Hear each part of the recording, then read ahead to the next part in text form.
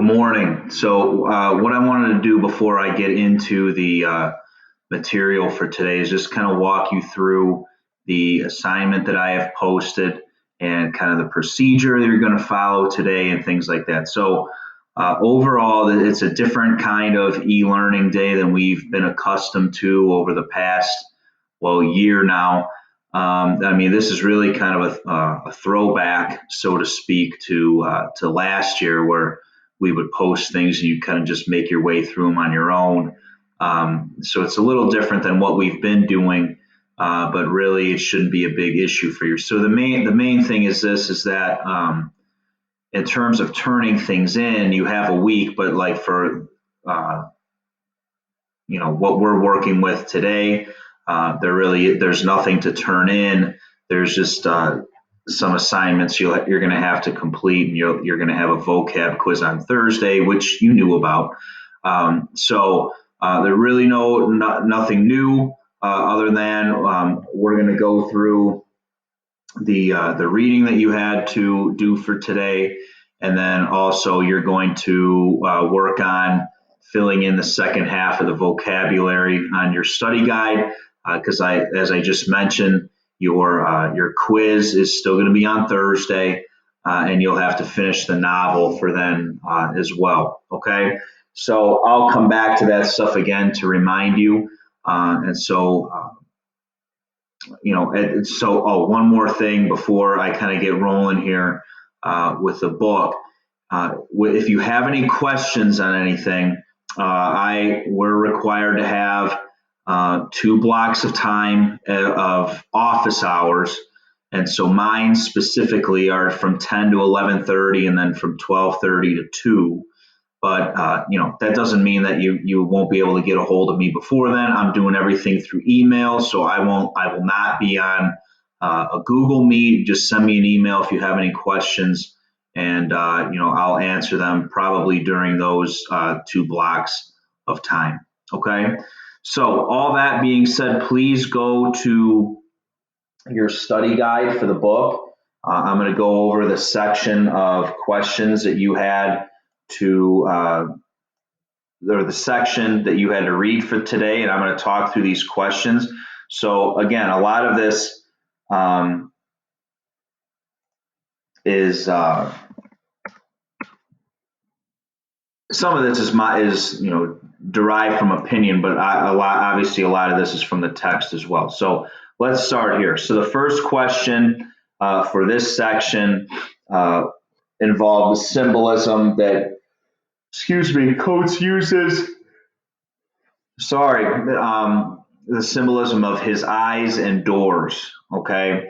So in terms of his eyes as a symbol, he starts by going back to talking about himself as a boy. And he says that no part of my body suffered more as a child, as a boy, than his eyes. And so he expounds on that and explains that by saying that the dream, again, here's the capital D dream, American dream, that he witnessed with his eyes, whether it was literally live or through the media, really affected the way in which he viewed the world outside of inner city Baltimore. And so then he notes that those who view themselves as being white tend to view the world through a different lens than he has or he does. And he says that those who also have advantages view the world through a different lens. And he says, again, that through his eyes, he realizes that the idea of this dream was really a false pretense. So it was not something that was available to everyone. It was certainly not something that was available to him. And it was only something that belonged to and was accessible to a select group of people. Now, the next thing he talks about as a symbol is doors, or our doors. Okay, so the door symbol relates to the portion of the text when he's talking about his partner's decision to move to, or to travel to Paris. And so during her time there, Samori's mother, so his son's mother, Ta-Nehisi's partner, had taken, excuse me, many pictures of doors of many colors. Okay, and so the symbolism that he sees in those doors is really evident, and so um, he connects those doors and different colored doors to like the way that he views foreign countries. So it says the symbolism he uses that he viewed foreign lands like France as places where people had different opportunities, different doors available to them. Okay, and so to him, and from his perspective of growing up in inner city Baltimore, it was more about doors being closed as opposed to doors being open and accessible. And so, however, in my opinion, Coates, through the work that he did and the things that he's advocating for still today, he's been able to knock down more doors despite his background and accomplish great things. So a lot of people who are in the same circumstances as Coates would have viewed those doors as an obstacle. He views those as an opportunity, and so he has gone through those and gone above and beyond to really become the person he is today. All right. Next question, number 2. It says, what's Coates' definition of race on 115? Coates states that race is just a restatement and retrenchment of the problem of racism. Okay. So, therefore, identifying oneself as a certain race only divides people more instead of bringing them together. So, we talked about this in the past. Excuse me, a little late at night here. Um, it only divides people instead of bringing people together. And so he backs that idea up by saying that identifying people's races, so for example, Irish, German, Italian, whatever, that's largely gone away because it no longer serves a purpose. So a lot of us, our families, a couple generations ago, would have identified themselves by the place that they came from. Okay, so like my ancestors who came here were Irish and Croatian. All right, so they would have identified themselves by those races as opposed to being American or being white. Okay, and so, however, as time has gone on, those identifications for people have gone away, and he feels the same should be said for skin color. The next question says, oh, do you agree? Answer that question. Your answers will vary. Part B says, what other populations might this definition apply to globally beyond those in the United States? So, according to Coates, like I mentioned in the first portion where he asked about race, this would also apply to ethnic groups and those who identify themselves with those particular nations and cultures. Now, last part. So this is C. If race is not a biological reality, then what is it?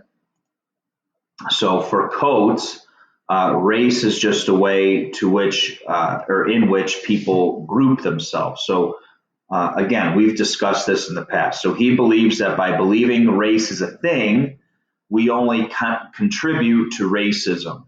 Okay, so that is by claiming a certain race, claiming a certain group, we set ourselves apart and thus build barriers instead of uniting people. Next one. So number 3.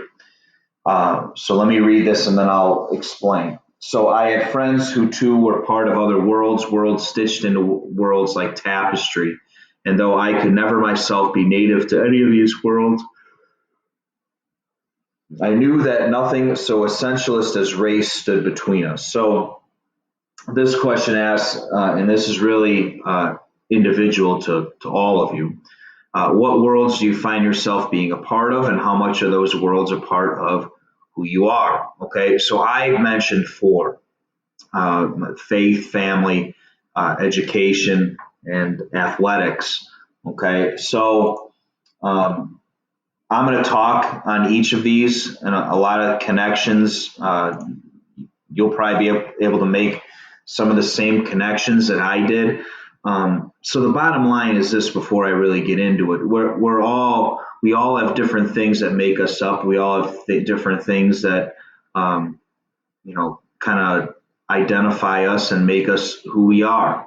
And a lot of that um, is through the different interests that we have and different people that we're connected to, and things that we hold dear. Okay, so the four things that I put down here are all things that are near and dear to me and near and close to my heart, and they all contribute, I think, uh, to the person that I am today. So for me, though it's not always evident, my faith is very important to me because it's always been a part of who I am since I was a young boy.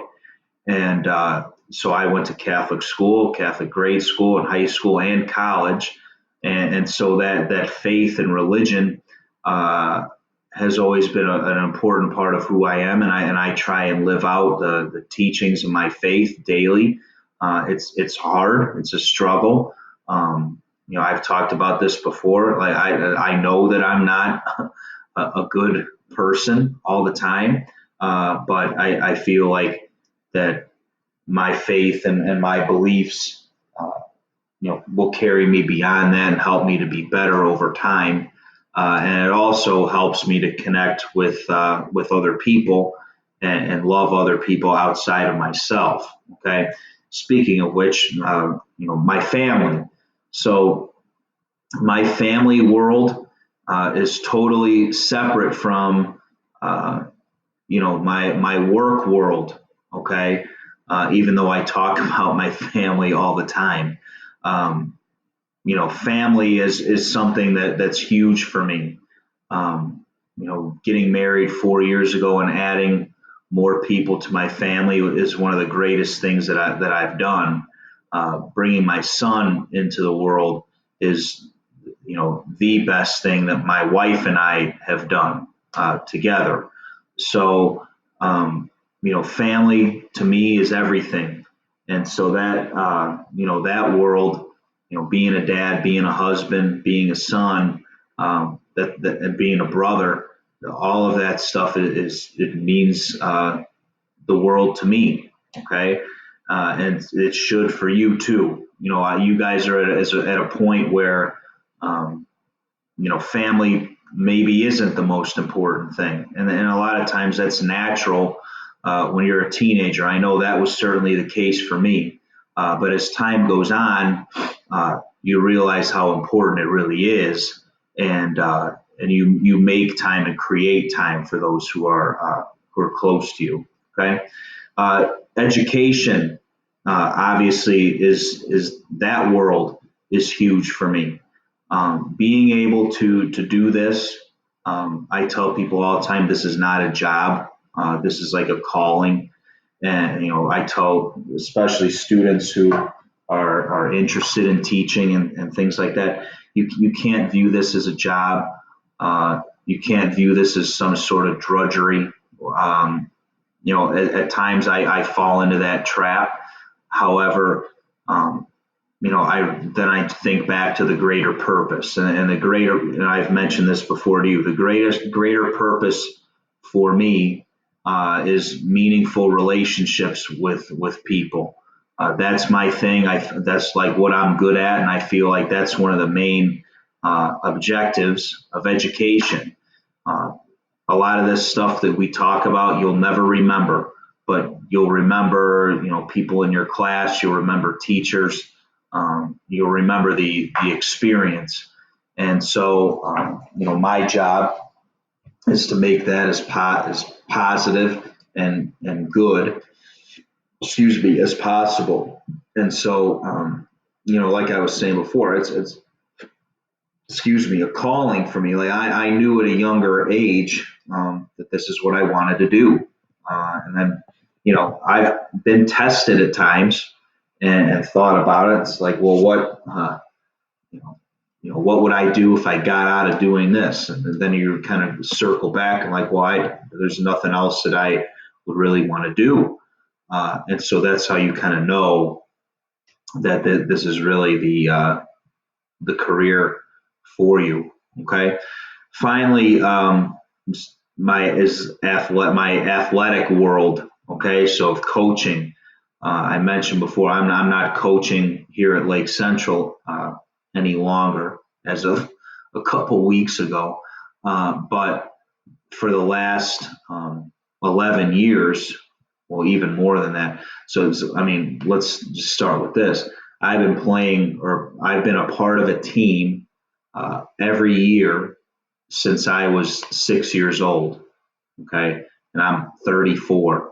So for the last 28 years of my life, being a part of a team, being a part of a sport, uh, has been a part of me, and so it's very important to me. It kind of works hand in hand with teaching. So when I knew I wanted to be a teacher, I knew I also wanted to coach, and so people who have played for me, and some of you that applies to.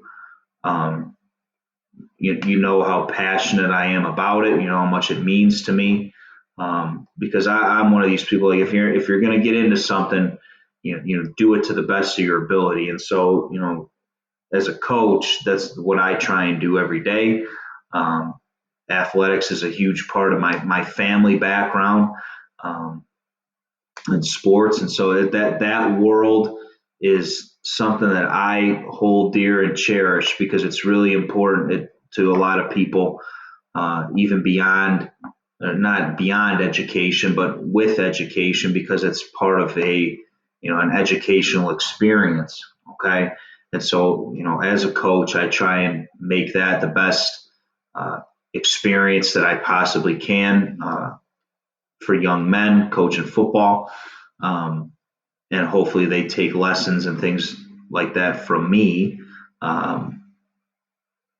for along down the line in their life. Okay, let's move on. Number 4. So why does coach not value travel abroad? What realizations does he have when his, that should say, partner returns from Paris? How is he affected by his own travels in Europe?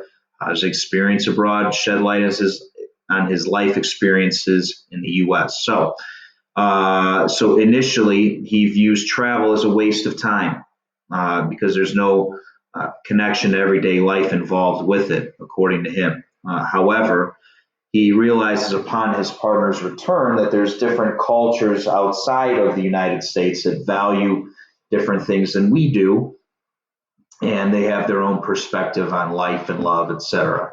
Okay, so he then realizes that he should probably travel and get out and experience different things. So he goes to France, and so when he lands there, he finds himself being just as lost and confused as he is here. Excuse me. And so all of those feelings of agony and being awkward and confused were all the things he feels every day at home, and he still felt them while being in France. So he realized that um, as a individual, since he's been alive, he's been translating his way through life. So reading between the lines, trying to decipher things, trying to make his way, and reading between the lines in order to understand himself and the world around him. And so his travels affect him in that he looks back on the life he's currently living in the United States and realizes, hey, I'm the same person here as I am there. Okay. Number 5. So it says, I wanted you to be conscious to understand that to be distanced, if only for a moment, from fear is not a passport out of the struggle. We're all human with many intersectionalities in our identities, and at times some parts of our identities may be more prominent than others throughout our life. So the questions here, and these are all up to personal opinion. Uh, A says, have you ever tried to escape, hide, or downplay an aspect of your identity? Why? Um, I don't want to get too much into that for myself, but we certainly try to, I would say, hide different things about us. Um, if I taught you with total full disclosure of my life, you would probably have a different opinion of who I am. So I guess I have to sort of, I don't want to say hide things because I really don't. But you can't, when you're in different, um, with different audiences of people or with different people, you certainly have to downplay certain things about you because unless you just want them to know the whole total truth. And I know some people who are like that, who just, you get what you see is what you get. A lot of times that's kind of how I am too. Okay. So again, that part is kind of individual to you. Last one really connects back to A. So were you successful in that? Here's what I would answer for that. A lot of times I feel like people would be unsuccessful if they're trying to escape who they are because it's only going to lead to them realizing, well, I should have just been who I was the whole time. Okay, so those are some things we'll come back to and talk about as we finish the book. All right, let me go back to um, the assignment here that I posted. So let me again address the vocabulary. So those words um, that we did last time, we did the first half. You're going to be responsible for, excuse me, the second half. So I feel like,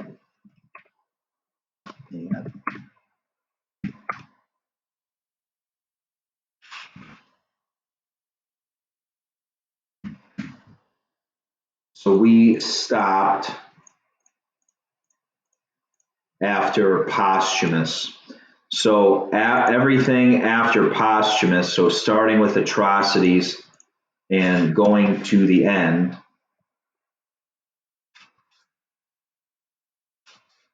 which will be prostrate. Okay. Fill those in on the study guide. Again, if those aren't filled in on the study guide, when you guys turn that in, you're going to lose points. So make sure that they're done. Again, you're going to quiz on Thursday with these, and it'll be online. All right. So for your homework, you're going to finish the book and also study for your vocabulary quiz on Thursday. The final test over the book will be on Monday for you guys. And so again, if you have any questions, 10 to 11:30, 12:30 to 2, I'll be kind of manning my computer. And if you have any questions or concerns or anything, just go ahead and send me an email and I'll get back to you as soon as I can. So no Google Meet, send emails if you have questions. Stay safe, stay warm. Hopefully all you guys are okay. Let me know if you need anything. Have a great day.